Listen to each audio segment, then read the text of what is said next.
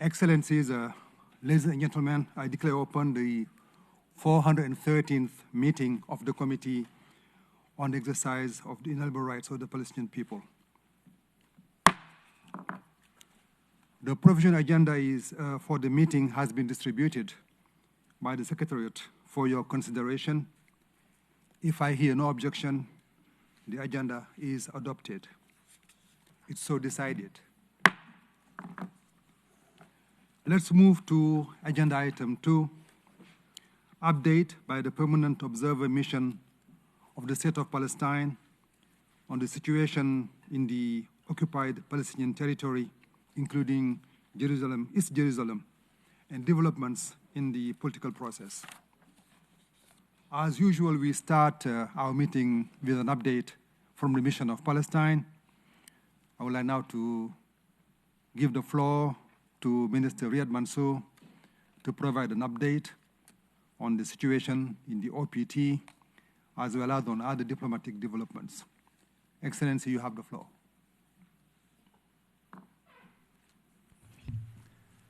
Thank you very much, Mr. Chairman, for convening this meeting and for the role that you play in leading our committee. Can you adjust your mic, please? Thank you. Can you hear me now? Okay. Allow me at the beginning, to thank you, Mr. Chairman, for convening this meeting, and also to express our gratitude for the fabulous way in which you are leading our committee and the Bureau in advancing the cause of the Palestinian people for the attainment of their inalienable rights, including their right to self-determination, statehood, and the right of the refugees to return and to be compensated in accordance with international law and relevant UN resolutions. And also I want to express our gratitude for the very intensive way in which you lead the meetings of the Bureau and for the issues that are discussed and the decisions adopted in the Bureau during the course of the year. The situation in the occupied Palestinian territory is extremely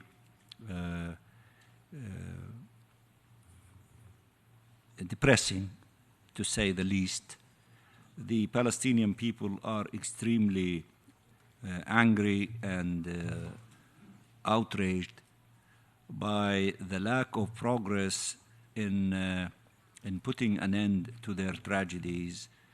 The number of losses among the Palestinians during the course of this year is exceeding the numbers of Palestinians killed during the course of all of the year before, 2022, according to OCHA reporting of the UN.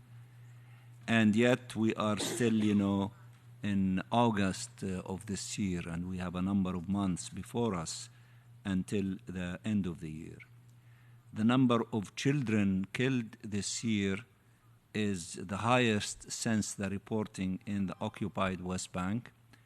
OCHA and other organizations, including Amnesty International, have indicated that 44 children have been killed so far, which is also unfortunate that the SG, in his report regarding children in armed conflict, did not list Israel in the list of shame as a country that is violating the rights of children and should have been put on that list so that countries to be aware of that fact and to deal with Israel on the basis of such violations. Now, of course, the current Israeli government, which we always repeat that it is the most extreme rightist government in the history of governments of Israel, and it contains, ministers who are fascist and who have been, considered by the Israeli legal system itself as promoting, terrorist ideas and promoting terrorism. One minister, as we all know, published, a position which was, adopted by him when he was a member of the Israeli Knesset in 2017, but after he became a minister in the current Israeli government, that document received wider circulation. And in that document, he gave basically the Palestinian people one of three options. One is to leave ethnic cleansing, and that the Israeli government will facilitate this option for people to leave the occupied Palestinian territory, including East Jerusalem. Two is to be submissive to those who are in control with the benefits of being, more or less a superior race because they are Jews versus, those others who are not Jewish, and to live in that kind of submission, like apartheid system in Bantustans, in cities where the population is of Palestinian people, and to behave themselves in order really to be allowed to remain in these places.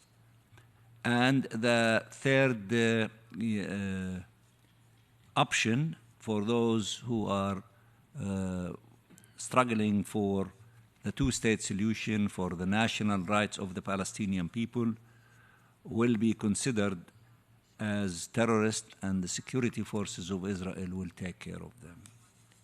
The same minister who advanced this manifesto, this racist manifesto, also made an announcement recently which received wide global circulations and publications and condemnation, in which he said that he and his family have the right of remaining alive more important than the right of the Palestinian people to circulate in the occupied Palestinian territories. Such racist statements, which received, the widest condemnation from many leaders throughout the globe, is what the Palestinian people are living under.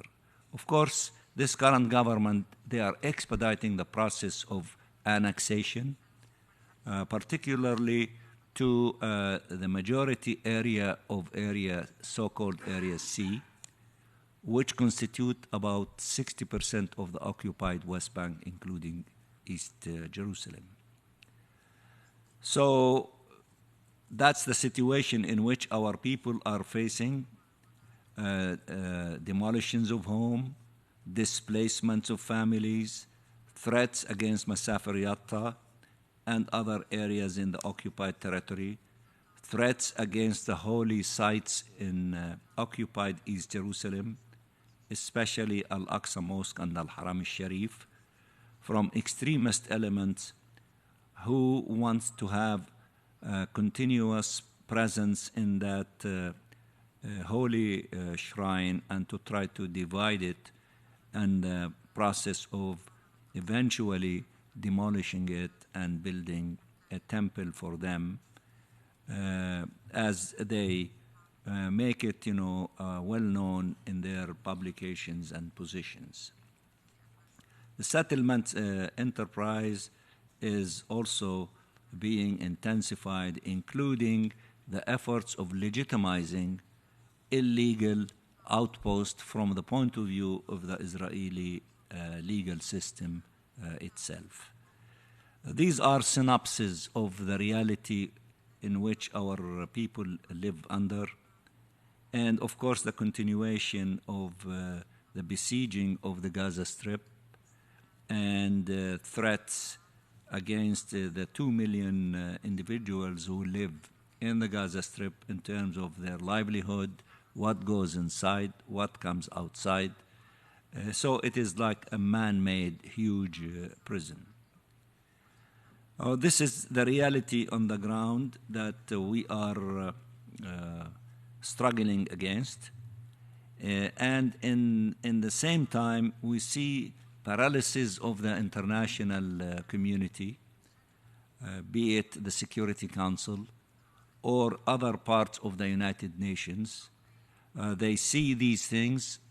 At best, they reiterate principled positions as we see them in the many resolutions adopted by the UN, but yet that is not sufficient, and then they are not taking practical steps to hold Israel accountable and to force them to honor and respect their commitment under the Charter of the UN and in accordance with the resolutions and the content of these resolutions, including the Security Council resolutions and international law. Of course, the continuation of that situation is pushing the envelope to the maximum.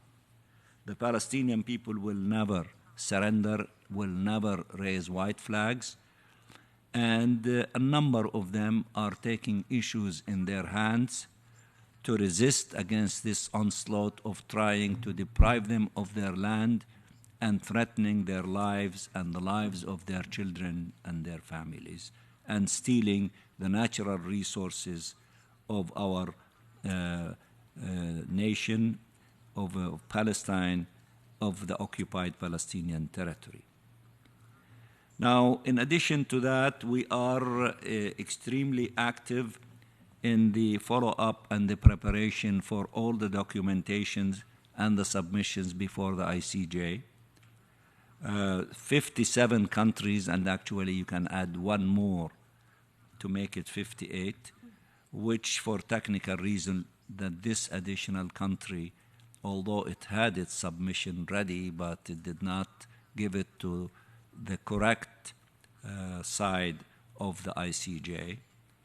And we are grateful for all the countries who have submitted, submissions supportive, to our argument, meaning that exposing this prolonged illegal, policies and practices of Israel in denying us the right to self-determination, and the policy of annexation, not only to East Jerusalem, but also the annexation of the land to build settlements and the threat of the bigger annexation as it relates to the so-called Area C, which I referred to earlier. And all these policies and practices of related to settlements, related to annexation, related, to the denial and of our right to self-determination.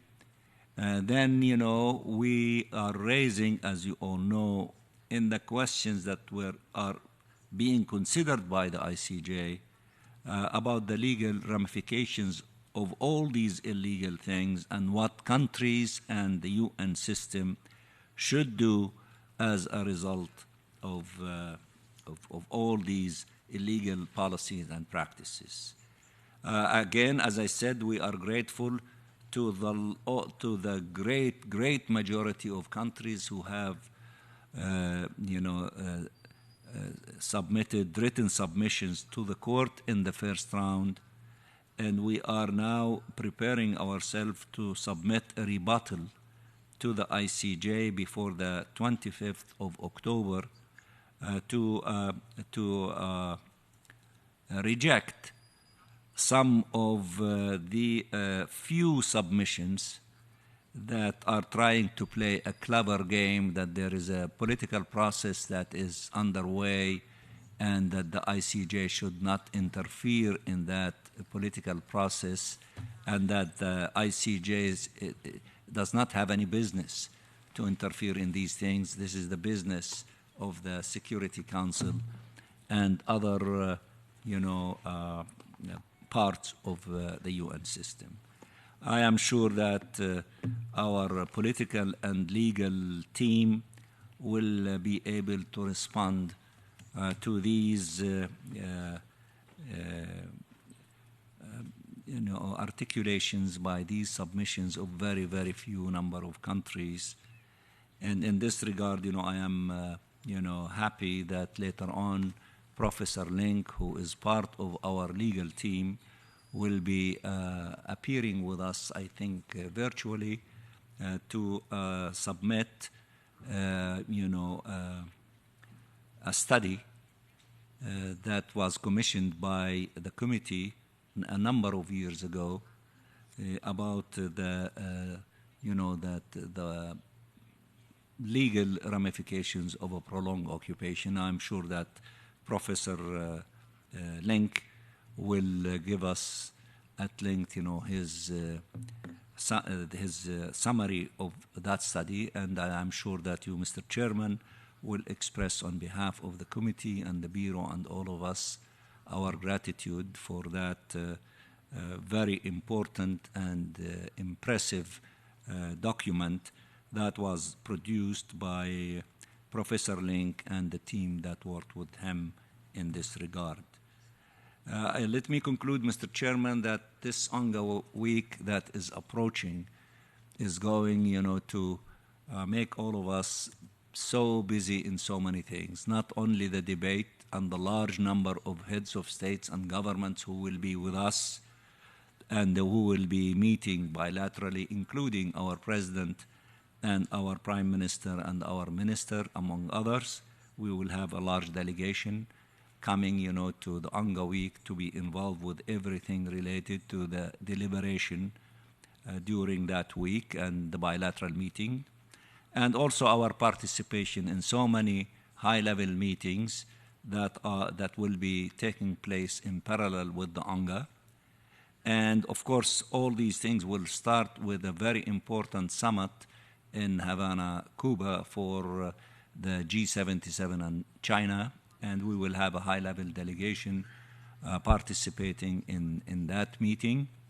And we congratulate Cuba in advance for that successful and remarkable, conference in innovation and science and technology, in which our delegation played our role in the conclusion of the outcome document, which we negotiated here, that will be deferred to the summit for its adoption. I know that this is the first full-fledged UNGA meetings after the COVID, and my understanding that there will be above normal in comparison to the time of before COVID of participation in New York. Maybe 25 to 30,000 delegates will be in New York participating on all these meetings, these are the numbers at the high end of what used to happen before COVID.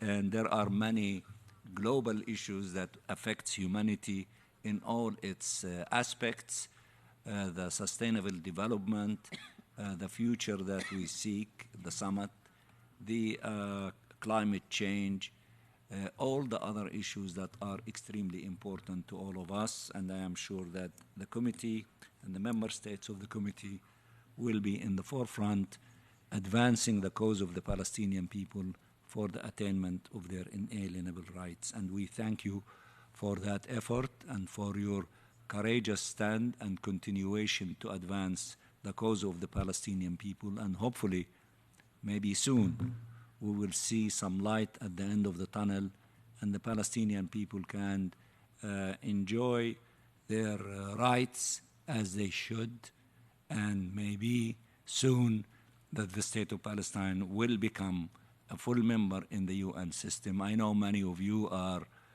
pushing that in your bilateral meeting, in your national statements, and we will push with you this legitimate right of the Palestinian people to be a member state like the rest of you. And the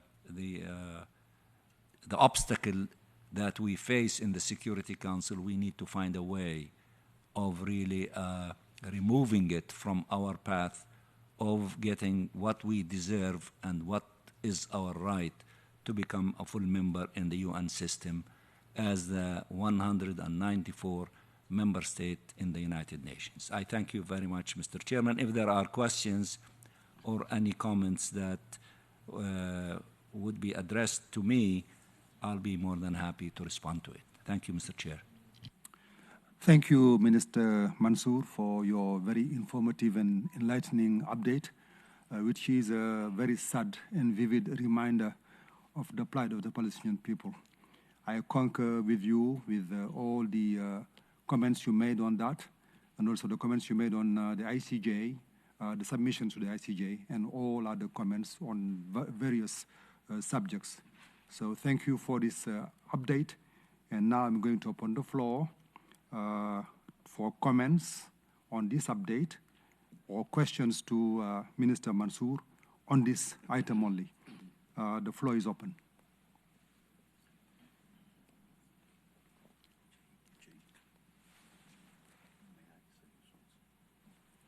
Yes, I can. I'm going to give the floor to Ambassador Pedro Pedroso of Cuba, and I would like also to join my colleague and friend, Minister Mansour, in thanking you for your stance, personal stance, but also the stance of Cuba in defending, promoting the cause of Palestine.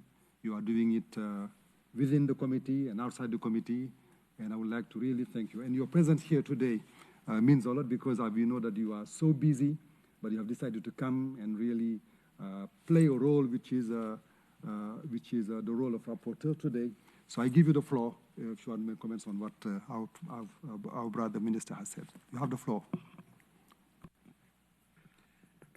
Gracias, señor.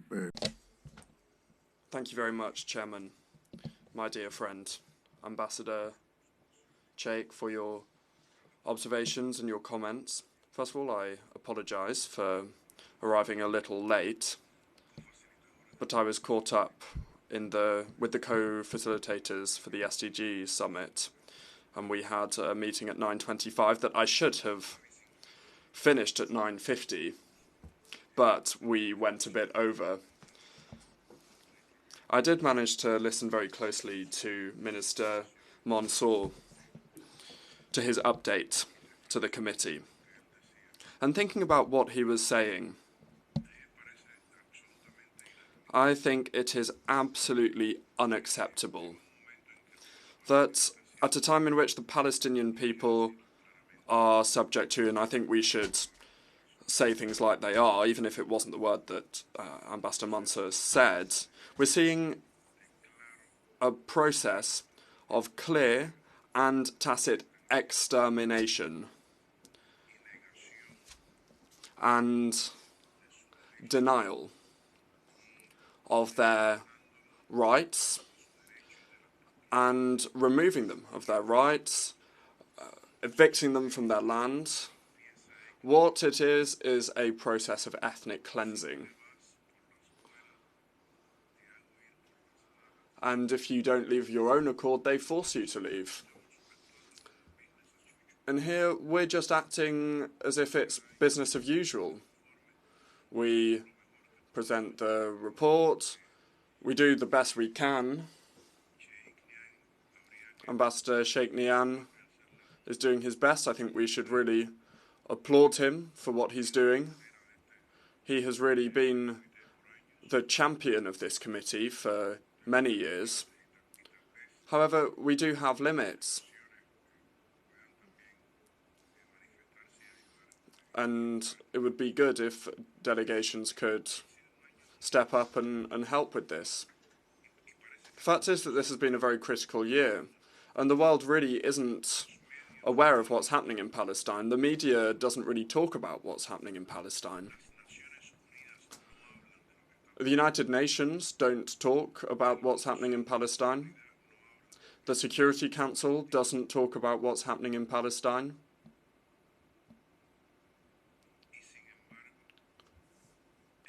And yet, when it comes to other situations, well, we talk about those every day.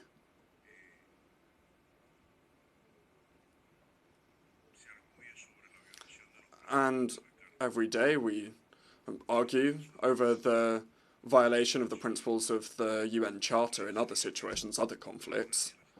And yet it looks like that the situation in Palestine isn't an issue for anyone. And I think we, the members of this committee, have a moral duty and a commitment, I think, to somewhat turn things around with the situation. We can't talk about violations of the Charter and then don't say anything about about the situation in Palestine. In the meeting we had the other day, there was the mayor of the city that hosts the United Nations. We shouldn't just suggest that he goes to Israel like all of his predecessors did, but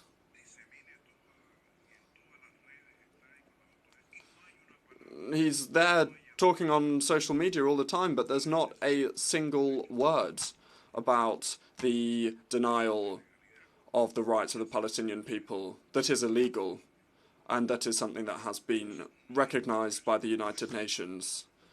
It seems that there's no price for this, yet the Palestinian people's rights are being violated in front of all of our eyes, and nothing's being done, nothing's happening. So that's what I wanted to say, and I think it would be beneficial if you could help the committee and the board and do everything you can. Thank you, Chairman. Thank you very much, Ambassador Pedroso, for your intervention. Is there any other one who want to take the floor? Is it Egypt? Egypt, you have the floor.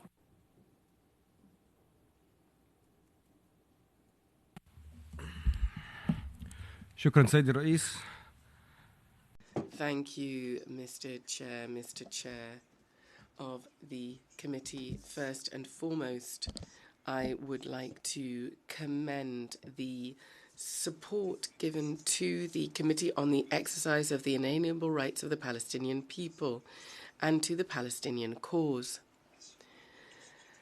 From the Secretary General of the UN and the other leaders of our organization, I'd like also to commend your efforts at the head of our committee to support a just solution for the Palestinian people so that they can enjoy their rights and re-establish their borders with East Jerusalem as a capital to the 1967 borders. So we have closely followed the efforts and events organized by the Committee on the Exercise of the Inalienable Rights of the Palestinian People this year. There's been an attempt to support the Palestinian people and mobilize international support for the Palestinian people. We have sought to be involved in each and every event because of the importance of the Palestinian question and the Palestinian cause in our foreign policy. Really, it is the main priority for the Arab people. So we've continued to support the Palestinian cause in all regional and international fora and in partnership with our partners so that we can guarantee peace and stability in the Middle East and in the entire world. This is because this peace stems from a just solution to the Palestinian cause according to international law and the relevant resolutions. Thus, we have undertaken efforts in several parallel areas and individually and also in coordination with our partners to maintain stability in the occupied Palestinian territories, the OPT, and to bring an end to the violence against the Palestinian people. We also want to bring an end to all unilateral Israeli actions that seek to change the legal status. We are also striving to free the movement of people and goods and mobilize support for UNRWA and guarantee the unity of the Palestinians. This will help to alleviate the suffering of the fraternal people and to find the necessary resolve to continue negotiations with the Israelis and the Palestinian people and implement the two-state solution. This is the only ideal solution. The work of the committee, the CEIRPP, The work of this committee is part of these efforts and complements our efforts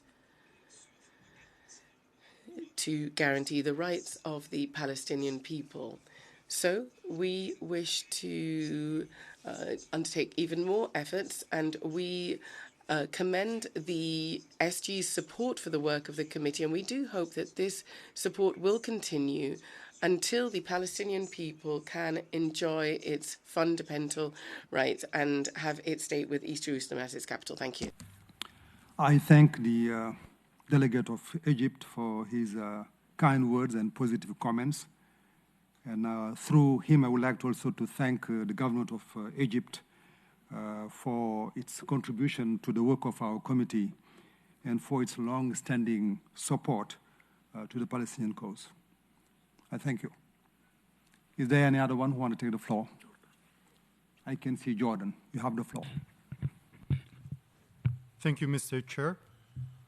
At the outset, we highly appreciate your efforts in leading the work of the committee. We also thank Minister Mansour for his valuable briefing to the committee. Jordan affirms the need to stop the dangerous escalation in the occupied Palestinian territory, the continuation of unilateral Israeli measures, including continuous incursions into Palestinian cities, building and expanding settlements, illegal settlements, seizing lands, and assaulting Palestinians and displacing them from their homes are rejected and condemned practices.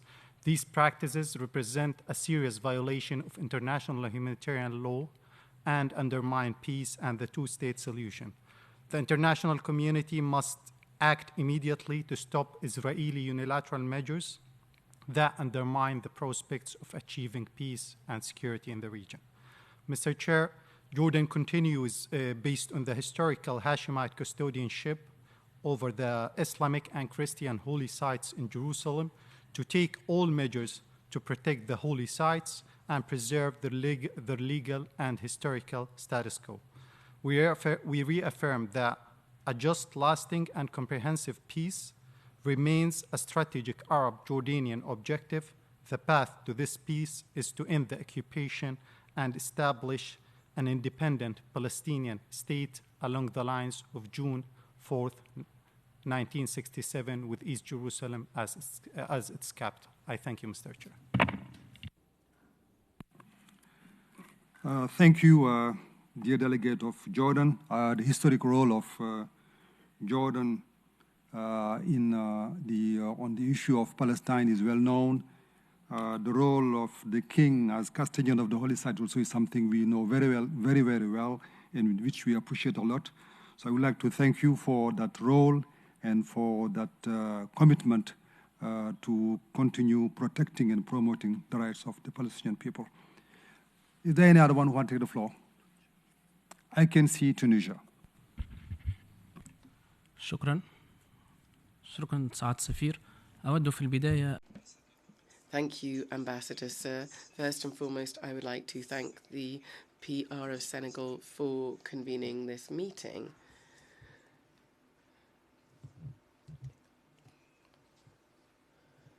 We wish to support the work of this committee. We would also like to thank Mr. Riyad Mansour, Ambassador of the State of Palestine, for his briefing regarding developments in the OPT. We would also like to commend the Palestine division that contributes to our meetings. Tunisia, sir, reiterates the committee's program of work for this year, in particular in terms of outreach in the international community regarding the Palestinian cause and highlighting the serious violations committed by the Israeli. We also condemn the discriminatory practices and those actions against the Palestinians. It is our desire to continue and closely follow the work of the committee,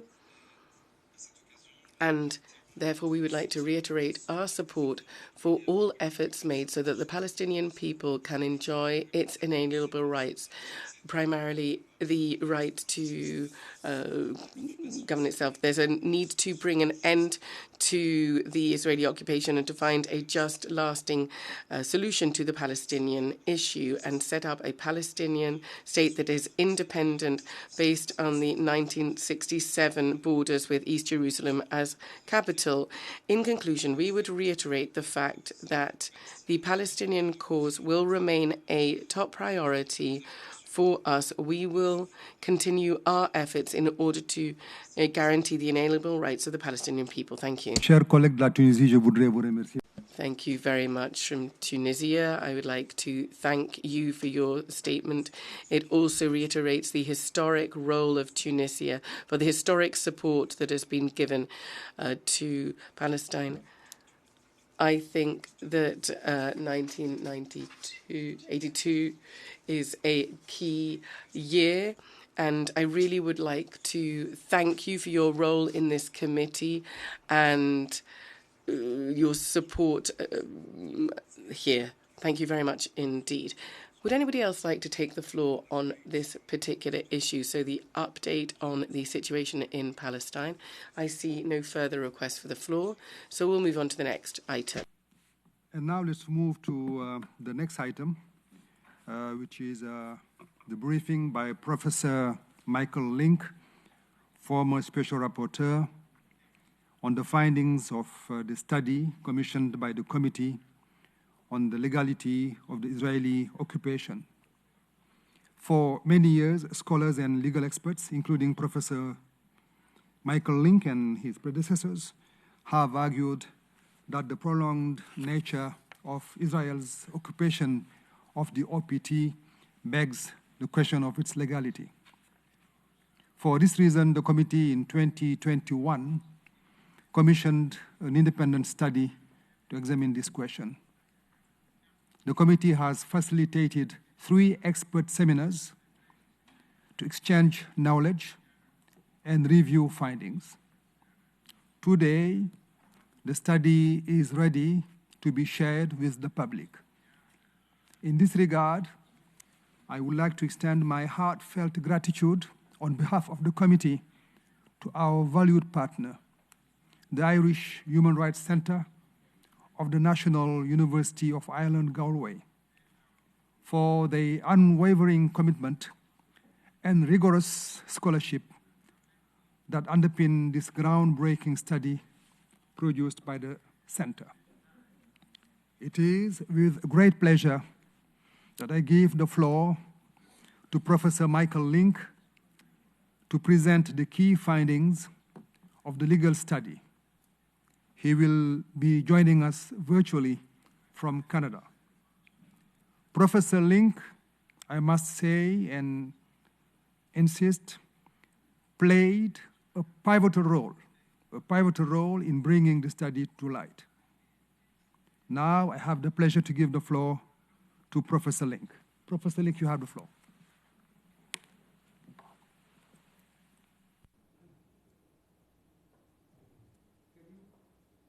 Can you unmute, please?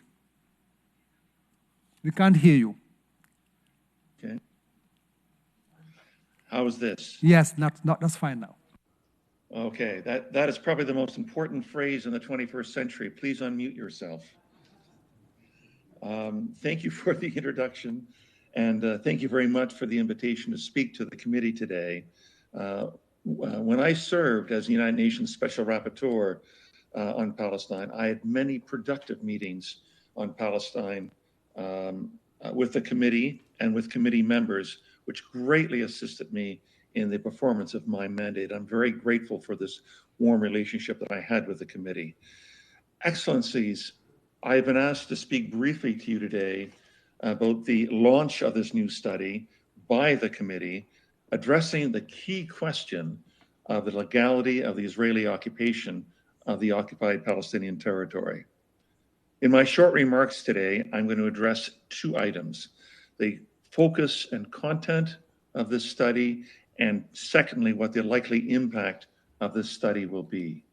My main message to you is that this is a comprehensive, very well researched, and very well written and argued study It's 140 pages long.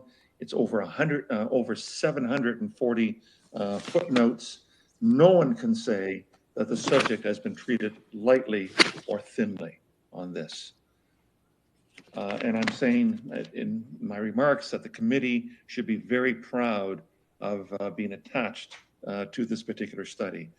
But before I lay out the contours of the study, I want to extend some well-deserved thanks to a quartet of individuals that you all know well and without whose support this study would never have seen the light of day. I want to thank Minister Riyad Mansour and Ambassador Fatah Abdulhadi of the Permanent Observation Mission of the State of Palestine, who both saw early on the wisdom of creating such a study and saw that how it could advance the diplomatic and legal arguments for Palestinian self-determination on the national stage. I want to also thank Ambassador Sheikh Niang of Senegal, the chair of the committee, for throwing his full support behind the proposal for the study at a very early stage. And as well, I want to thank Mr. Elio Tambouri, the director of the UN Division for Palestinian Rights, who oversaw the 1,001 details in moving the study from a bare idea to a living reality. And if you'll indulge me one more minute, let me profusely thank the Irish Centre for Human Rights at the National University of Galway, who organized some outstanding international human rights legal scholars to research and draft this outstanding study. Now, let me very briefly lay out what the study set out to do and what I think it has accomplished. The motivating idea for the study was this. We all know that there are many features of the 56-year-old Israeli occupation that are illegal in themselves. The annexation of East Jerusalem, the 300-plus settlements that Israel has created in the occupied territory, the myriad violations of human rights and humanitarian law, and the location of the wall itself. But what about the occupation itself? Is it illegal under international law? And if it is, what are the consequences for Israel, for the international community, and for the United Nations? So let me explain. The concept of illegal occupation is not a new idea in international law. The United Nations has at different occasions stated that South Africa's rule over Namibia was an illegal administration and occupation. Portugal's rule in Guinea-Bissau, it said, was an illegal occupation. Israel's occupation of Palestine, it has said on many occasions, is an illegal occupation.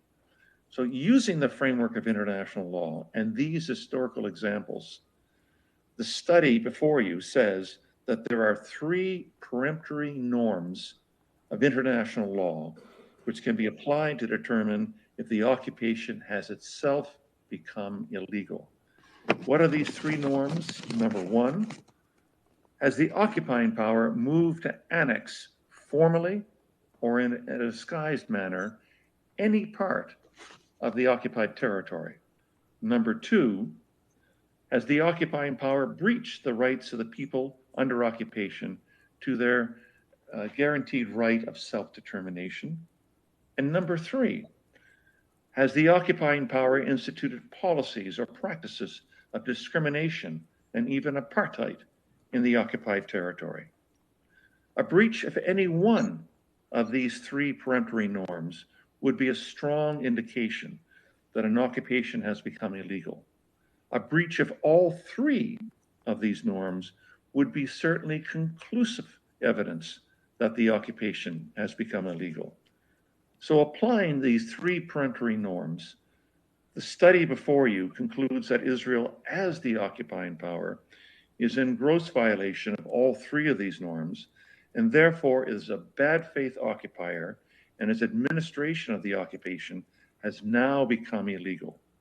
Importantly, the study finds many legal and political parallels between Palestine today and the rule by apartheid South Africa over Namibia 50 years ago. So in its conclusion, the study finds that because of the illegality of Israel's occupation, Israel is obliged to withdraw from the occupied Palestinian territory immediately, completely, and unconditionally. And the UN and the international community is to use its best efforts to facilitate the completion of this unconditional withdrawal.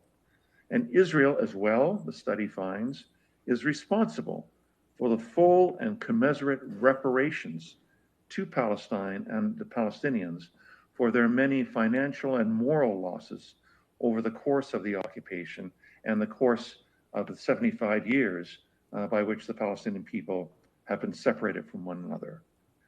Importantly, the study concludes that the international community has to move away from the land for peace paradigm to a complete withdrawal by Israel to the 1967 lines. And it said, because the occupation is illegal, the consequences should be the immediate, unconditional, and total withdrawal of Israel's military forces, the withdrawal of colonial settlers, the repeal of all discriminatory laws, and the dismantling of the military administrative regime with clear instructions that withdrawal for breach of an internationally wrongful act is not subject to negotiation. These are powerful findings, and as I'm going to point out in a minute, will have great impact on an important international stage next year. The second item that I want to briefly address is what is the likely impact of the study? In my view, and in the view of those who are associated with the study, we think it's going to be considerable. It is being released, as you may well all know, at an exceptionally opportune time. The United Nations General Assembly last December asked the International Court of Justice for an advisory opinion on the very questions that the study is addressing, namely, what is the legal status of the occupation in light of Israel's efforts to annex de jure and de facto some of the territory of the Palestinians? What is the meaning of the legal impact of the settlements? What is the meaning and consequences of the denial of self-determination? And what are the legal consequences arising from a finding of a discrimination and even apartheid in the OPT? The questions addressed and answered by the study in its 140 pages go directly to many of the issues that are going to be put before the International Court of Justice in the advisory opinion request made by the General Assembly. And I think aside from the upcoming litigation sometime next year in The Hague at the International Court of Justice, this study will have resonance and impact in political, diplomatic, and intellectual circles around the world, because it is one of the most comprehensive reports on occupation, on decolonization, and on self-determination that has ever been published by the United Nations. So let me conclude my remarks today by saying to you, the members of the committee, that I highly commend this study to you, that I know that you and your UN missions and your foreign offices and ministries will find it to be a rich treasure trove of solid analysis, of important reference points, and an indispensable framework for arguments that will enable the freedom of the Palestinians to be that much closer to fruition. Thank you very much to all the members of the committee for your support for the study through the 2 years that it was in fruition. And I now think that you, the committee, have an invaluable tool for legal and political diplomacy to be able to advance the cause of the Palestinians. Thank you very much again for allowing me to address you today. Thank you very much, Professor Link, for this important briefing. And thank you once again for the great, admirable role you played in making this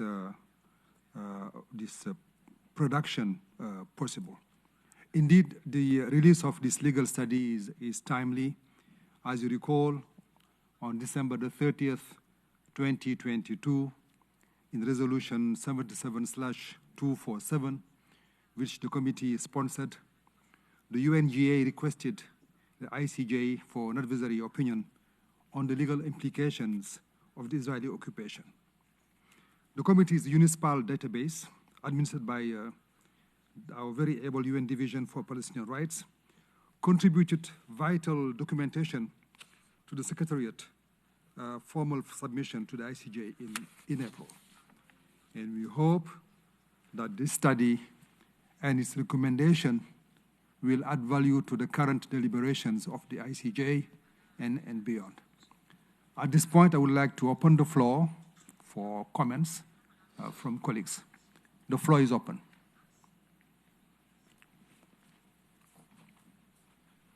I can see Minister Mansour from Palestine. You have the floor. Thank you, Mr. Chairman. I want again to thank Professor Link for introducing this extremely powerful, strong, heavily researched, and a very convincing legal argument about the legality of occupation. In this regard, I want to express to him and to all those who were instrumental in the production and drafting and researching this very important document for their work on behalf of the Palestinian people and their leadership. I've known Professor Link for a long period of time, and we had a long journey of discussions and deliberations in all these issues, and that led us at the end of last year to take the very important decision to go to the fourth committee, then to the General Assembly, for adopting the resolution that raised the two questions before the ICJ. I think this study, along with our submission, in which Professor Link is part of, will add to the very strong legal argument that we are putting before the ICJ in order to receive an advisory opinion that would be extremely effective in adding to our tools as we struggle to the end of this occupation and for the attainment of the inalienable rights of the Palestinian people.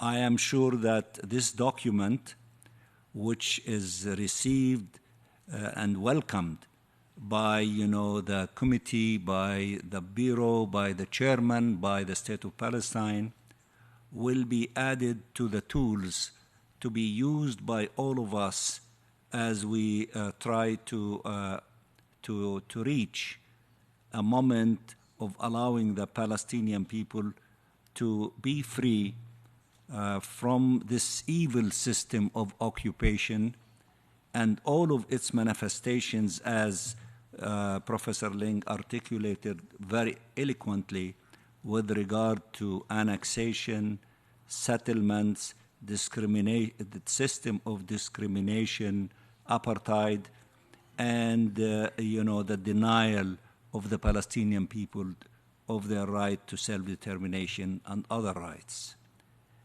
And I believe that all these arguments that are before the ICJ will help to really have an opinion rendered by the ICJ, hopefully sometime in the spring of next year, where we can, add to our tools for, intensifying the struggle to put an end to this occupation and to allow the Palestinian people to live in freedom and dignity in their own independent state, with East Jerusalem as its capital.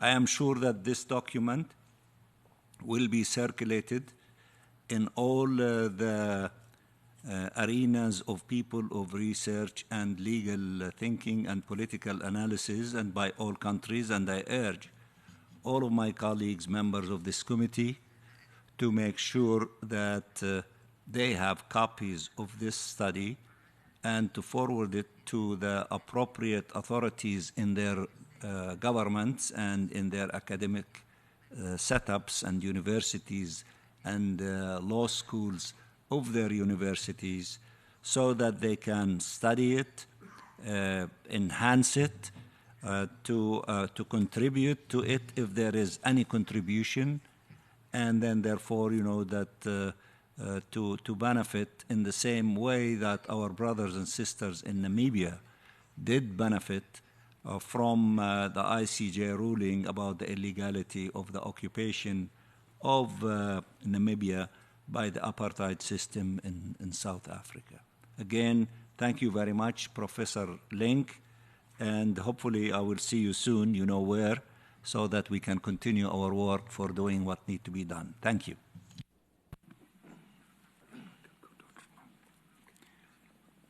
Thank you very much, Minister Mansour, for your comments. Professor Link, the committee can't thank you enough for this briefing and for your continued support to the committee and the Palestinian cause. Your efforts and expert guidance on the question of Palestine remains valuable to the ongoing search for a just and lasting resolution of the question of Palestine. Today, I am excited to announce the official launch of this highly anticipated and groundbreaking legal research. The study is being now launched on the UNISPAL site as we speak via the mailing list and social media to an audience of thousands. By now, you should have received it in your email inboxes. The study will be available shortly in printed form and later in other languages. Professor Michael Link, once again, thank you very much. Now let's move to the next agenda item.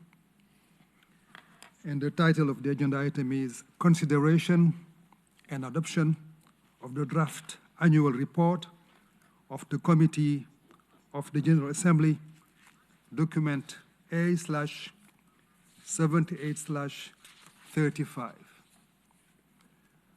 The committee is requested to consider and adopt the draft annual report for submission to the GA at its 78th session. A copy of the draft was circulated by the Division for Palestinian Rights ahead of today's meeting. I now have the pleasure, after thanking him once again, the pleasure of giving the floor to Ambassador Pedro Pedroso of Cuba, Committee Vice Chair and Special Representative of Cuba, who is standing in for the rapporteur of the committee and who will introduce the annual report of the committee for submission to the General Assembly at its 78th session. Excellency, you have the floor. Gracias, señor presidente. Thank you, Chairman. Excellencies, ladies and gentlemen. As Vice Chair and replacing the rapporteur of the board of the committee, the CEIRRP, I have the honour to present the report, the annual report of the committee contained in document A/78/35. The report covers issues to do with the Palestinian question, as well as the work of the committee between the 1st of September 2022 and the 31st of August 2023. The report is structured in 7 chapters. Chapters 1 and 2 contain an introduction and a brief overview of significant political events that occurred during the period covered by the report, and that serve as a backdrop for the programme of work and the activities of the committee. Chapters 3 and 4 describe the mandate entrusted to the committee by the General Assembly and the organisation of work of the committee throughout the year. Chapter 5 lays out the work of the committee as well as activities undertaken on its behalf by the Division on the Rights of the Palestinians, based around 4 main aspects of the mandate. 1, mobilisation of the diplomatic community. 2, awareness raising. 3, cooperation with intergovernmental organisations, non-governmental organisations and United Nations entities. And 4, capacity building. The 6th chapter of the report takes account of the activities of the special information of the Department of Global Communications in accordance with the General Assembly resolution. And Chapter 7 contains recommendations of the committee to relevant stakeholders, and specifically the following. The committee urges Israel to halt and reverse the annexation, demolition of housing, and the expansion of settlements and the forced displacements of Palestinian people, including women and children, that are ongoing. The committee urges Israel to reverse course with the punitive measures taken against the Palestinian Authority and to put an end to the disproportionate use of lethal force and to protect Palestinian civilians pursuant to their obligations under relevant UN resolutions and international humanitarian law. The committee further calls upon Israel to respect the status quo in holy sites in Jerusalem and to ensure peaceful religious practices and lift the current land, air and maritime embargo against Gaza. The committee urges the General Assembly and the Security Council to ensure the implementation of the long-term parameters for peace in line with relevant United Nations resolutions and calls upon the Secretary-General to continue to use his good offices to help to achieve a political solution and a two-state solution. The committee urges regional organisations to assume a politically active role, to put an end to Israeli occupation and to achieve a just and lasting solution to the Palestinian question, as provided under the Arab Peace Initiative. The committee urges member states to support the UNRWA with lasting means and calls upon them to carefully review the use by Israel of counter-terrorism legislation against Palestinian civil society organisations with a view to delegitimizing them and undermining their activities. The committee expresses its thanks to the UN Division for the Rights of the Palestinian People for their support to the work of the committee and recommends a continuation of the special programme of the Department of Global Communications of the UN for their efforts for public awareness raising and communication and work with the media. Thank you very much. That's the report. You have other urgent, important duties awaiting you, so feel free to leave the room. But before you leave, I would like to thank you for kindly accepting to introduce the report. Thank you once again very much for your engagement and for your commitment within the committee and elsewhere. Thank you.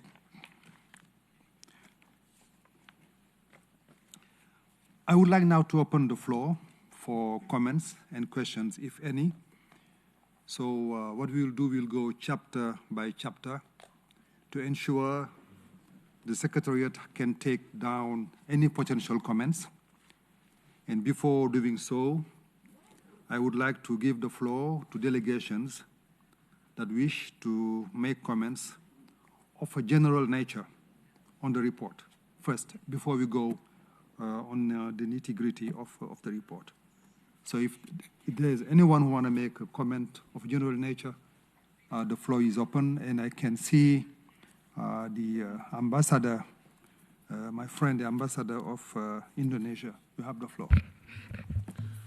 Thank you, Chair. Thank you, Brother Sheikh Niang. Let me firstly commend your relentless commitment and leadership of the committee and our work to fight for the Palestinian people. Let me also thank Minister Mansour and Minister and Michael Lynch for their briefing, the very comprehensive briefing this morning,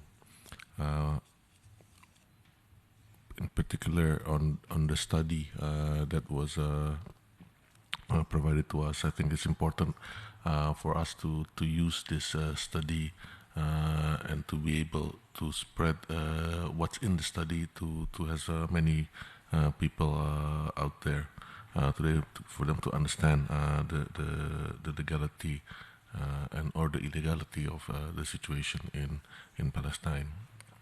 I thank also my brother, Ambassador Pedro, for introducing the report, and also thank the Secretariat for their tireless work in supporting the work of the committee.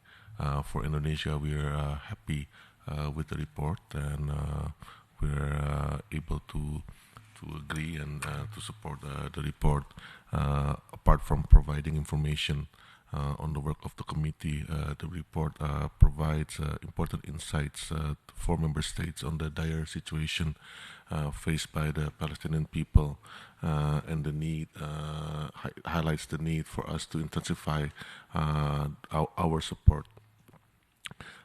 It is also in this context that we feel that we need to continue focusing our work to increase the political visibility of the plight of the Palestinian people in the OPT, and in mobilizing international community's pressure to stop to pressure the occupying power to stop their apartheid policy and systemic violations of international law. Indonesia follows closely the development on the ground, and it is concerning that the number of casualties continues to increase every year. This year itself, it has already exceeded last year's number. We remain concerned by the escalation of tensions and violence, and we believe that the safety and well-being of the people must be a priority. And I think this is where it was mentioned earlier by Ambassador Pedro that we need the visibility of the situation in Palestine to be equally be given by the UN. As he mentioned, that almost every day or every other day we speak about the violation of the UN Charter on other crises, on other conflicts, but rarely do we mention in the UN the situation in Palestine. So I think we need to continue pushing for concrete steps to protect and advance the right of the Palestinian people in achieving just and lasting peace.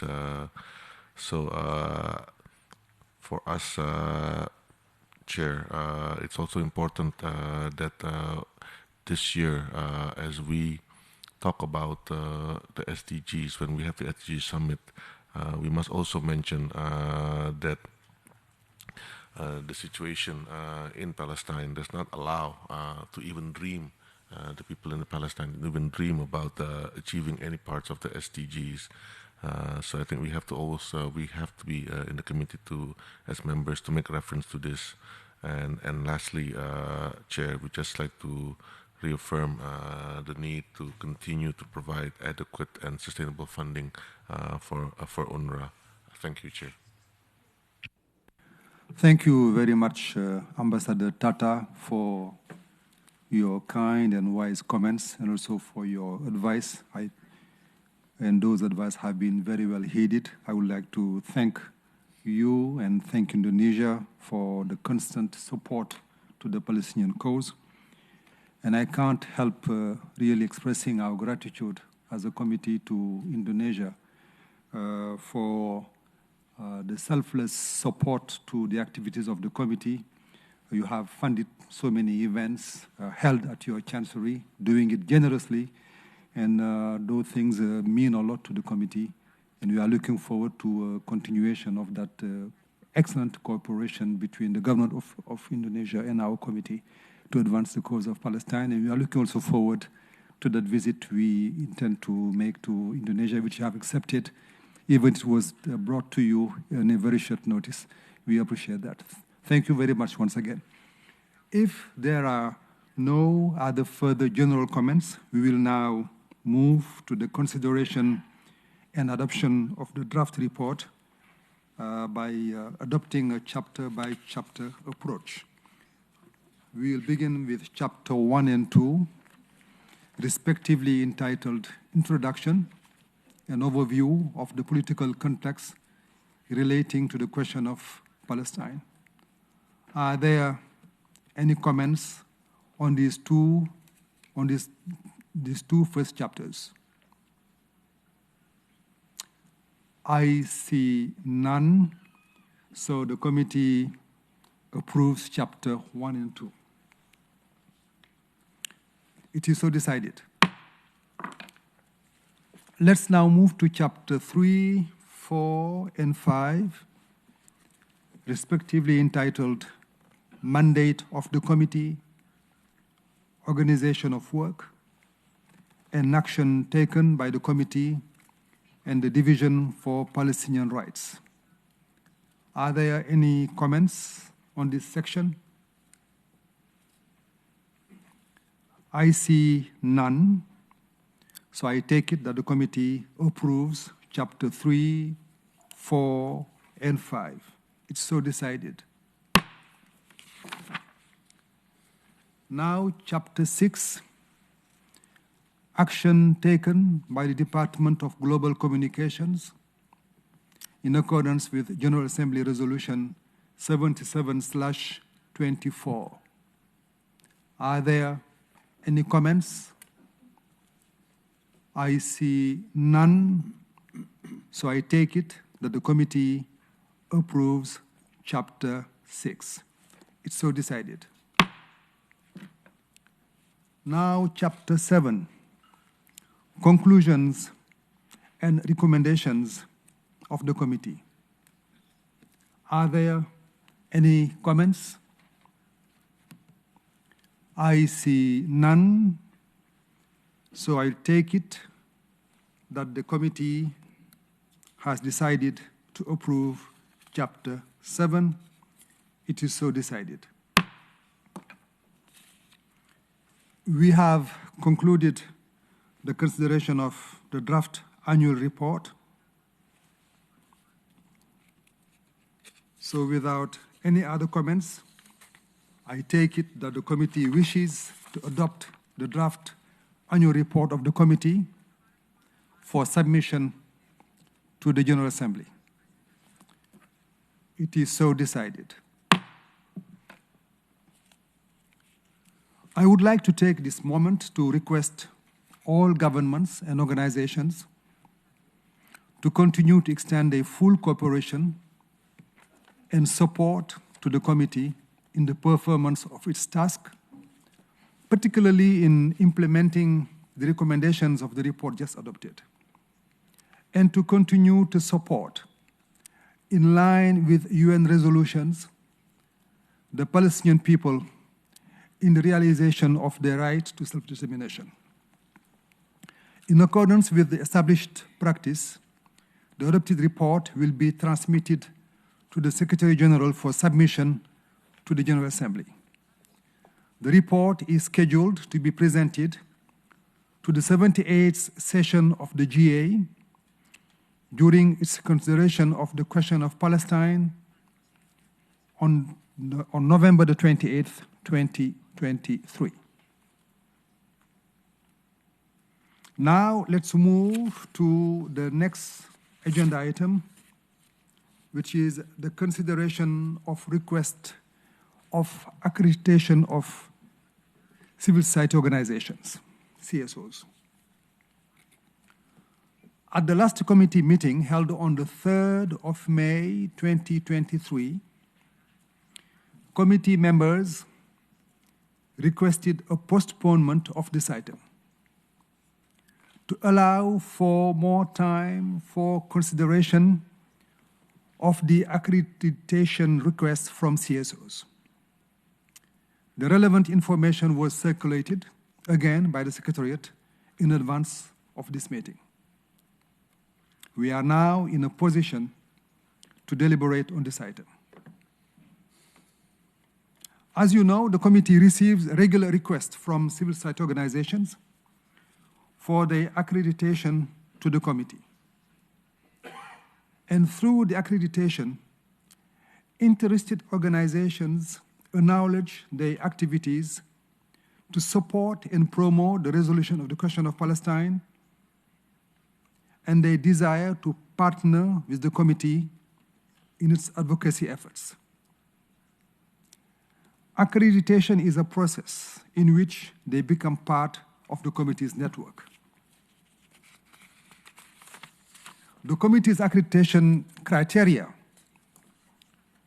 and additional information on the benefits of accreditation were circulated in advance of this meeting and are also available on the committee website. The Bureau received all the requests received over the last few months.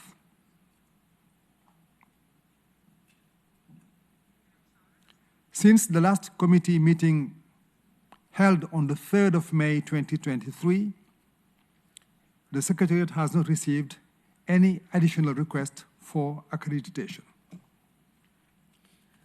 Since the last review in July 2022, the Secretariat has received a total of 8 new or renewed requests from CSOs.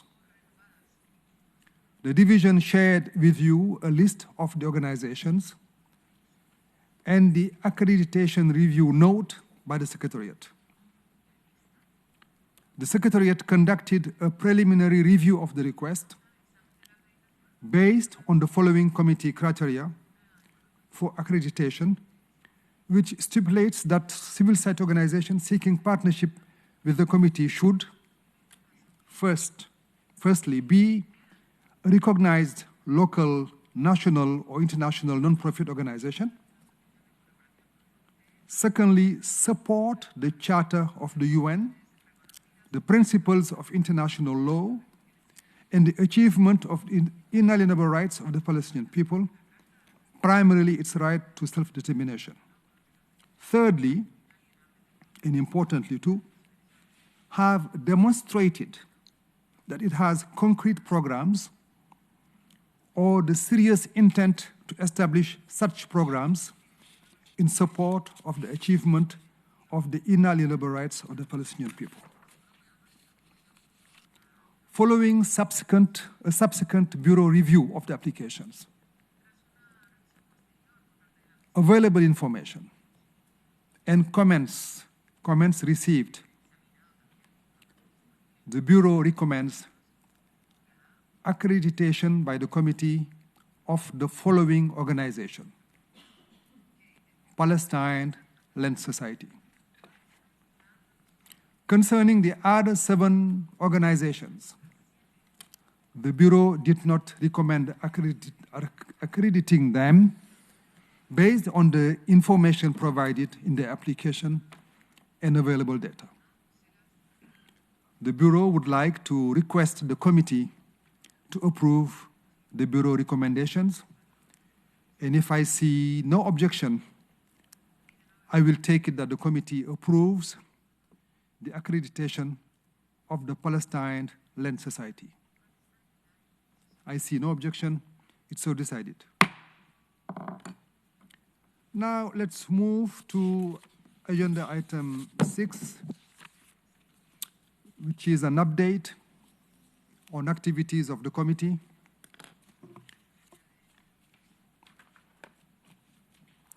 And since our last meeting in May, the committee conducted several activities as per its program of work and supported by the Division of Palestinian Rights, and which are outlined in the committee's annual report. Those activities include the commemoration of the 75th Nakba anniversary that was in May, a meeting with the Minister of Foreign Affairs and Expatriates of the State of Palestine in April. There were also meetings with UNRWA. We met the Commissioner General in June and the Chief of Staff in July. There was a conference on Jerusalem in July. And also there was a submission of a statement to the Quarterly Security Council Open Debate on the Middle East, including the Palestinian question in July. And recently there was a meeting with the Secretary General, the UN Secretary General, on the 22nd of August. And during that meeting, we advocated for the SG's visit to the OPT as soon as possible, for increased protection to the Palestinians. And we pressed for the urgency of providing a political horizon to resolve the question of Palestine. And the SG reiterated the UN's support for the two-state solution and said that he was looking forward to visit the OPT in the near future. That said, let me also outline a list of upcoming activities of the committee. I will just name a few. As I mentioned earlier, we will have a bureau retreat in Indonesia in early November 2023. We are also envisaging possible delegation visits to other member states, and the dates will be confirmed as they are firmly arranged with member states. The committee will also host a documentary film screening and panel discussion on the 12th of October, about revisiting Tantura in the events of 1948, which will be featuring the director and a NALHAC representative. Another event on November 19th, even though we have to confirm that date. Another event will also cover the documentary, The Killing of Shireen Abu Akleh. We will also commemorate the International Day of Solidarity with the Palestinian people on the 29th of November, including the inauguration of the traditional exhibit in the GA lobby. We'll have a reception and another side event in the UN headquarters with CSOs, partners of the committee. Let me also remind that the Division for Palestinian Rights has continued disseminating a quarterly newsletter on the activities of the committee, a monthly bulletin with all UN documents on the question of Palestine, and a weekly NGO action news with information on the work of organizations in Palestine, Israel, and elsewhere. The social media channels and mailing lists managed by the division have also played a crucial role in disseminating information, and it's an opportunity for me once again to thank the division for that very important work in sharing all available information we have on the question of Palestine. So thank you very much, Mr. Director, and through you to all the members of the division. We appreciate your service.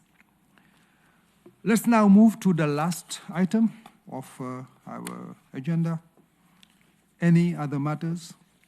Are there any issues on the other matters that committee members wish to raise? I see none. So I would like to thank you for your participation. I thank colleagues who have been here, ambassadors and other colleagues who have found the time to be here, showing your great commitment to the work of the committee and your engagement to the cause of Palestine. I thank you all. This meeting is adjourned. Thank you.